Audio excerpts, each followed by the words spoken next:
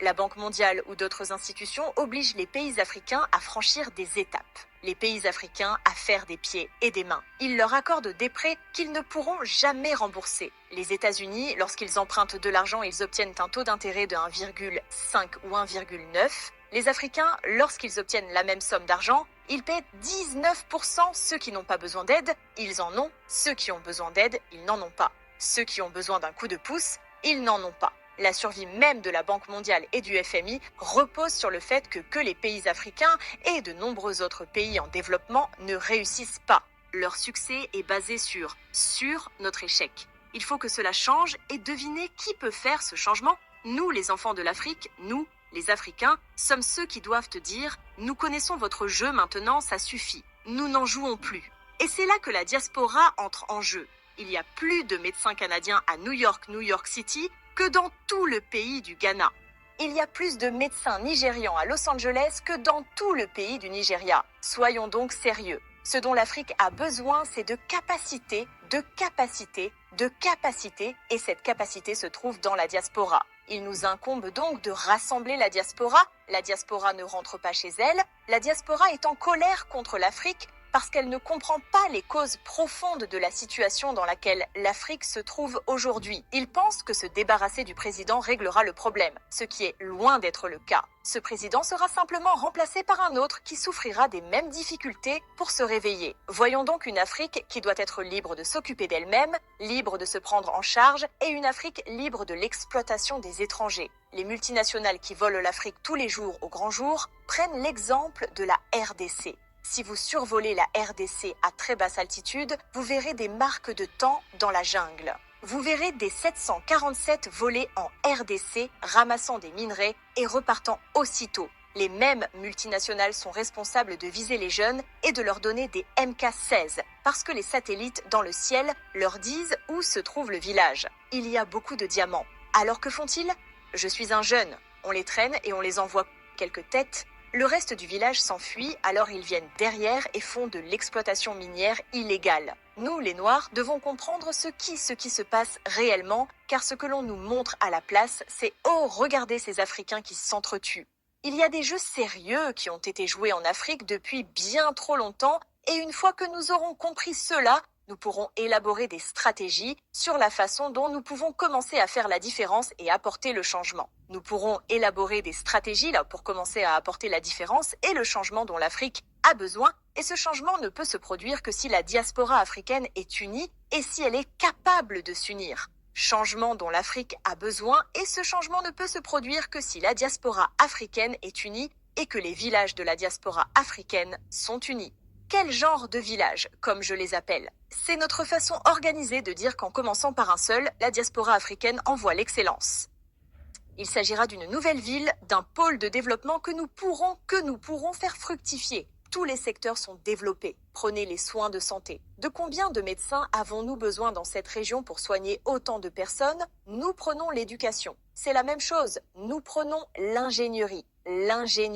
Nous nous occupons de l'électricité. Combien de centrales électriques avons-nous dans la région ? Combien en avons-nous besoin ? Qu'il s'agisse d'énergie solaire, d'énergie éolienne, d'énergie hydraulique, d'énergie géothermique ou d'énergie nucléaire. Je voudrais revenir en Afrique de l'Ouest. Le président Alassane Ouattara a déclaré que le front CFA sera remplacé par l'ECO. Mais beaucoup diront que parce qu'il s'agit encore de des réserves étrangères placées dans l'économie française, il s'agit simplement de la même monnaie, mais différemment. C'est tout à fait vrai. Je suis d'accord avec cela. La question que je me suis posée dès le départ, c'est d'abord de savoir ce qu'il en est de l'euro. C'est le respect de l'euro. Deuxièmement, l'euro sera toujours imprimé en France. Troisièmement, ils peuvent essayer de dire « nous éliminons la taxe coloniale », mais ils la remplacent par la taxe sur les opérations de change. Ces pays sont tout à fait capables de négocier leurs propres accords. Leurs premiers ne doivent pas passer par la Banque centrale française, même les pays qui veulent commercer avec les pays africains. Ils n'ont pas besoin de passer par la Banque centrale française.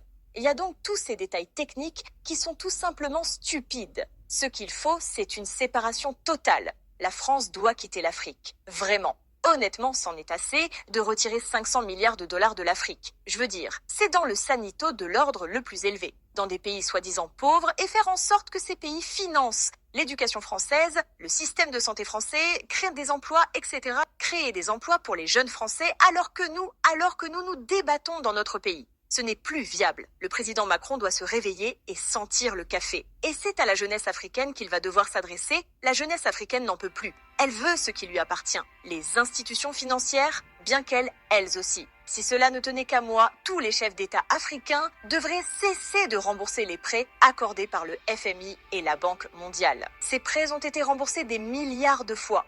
De nombreuses personnes de la diaspora se demandent si vous n'êtes plus ambassadeur aux États-Unis, mais ils aiment vraiment que vous preniez le poste de la Commission de l'Union africaine. Je dois dire que lorsqu'on a commencé à parler de moi comme président de l'Union africaine, je n'en ai pas tenu compte parce que je n'y ai jamais pensé. Mais de plus en plus, alors que nous envisageons la mise en œuvre du continent africain ou de la zone de libre-échange, il faut comprendre le rôle de l'Union africaine.